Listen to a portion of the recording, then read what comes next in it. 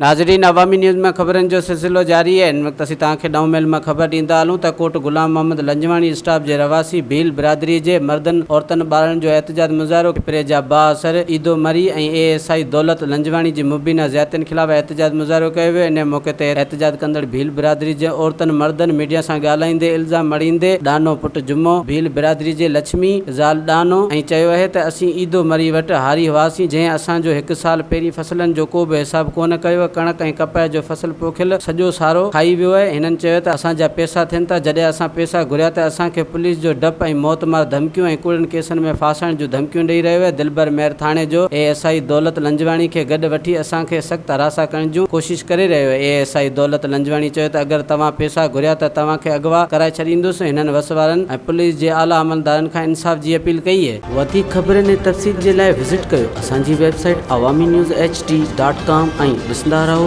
Awami news HD।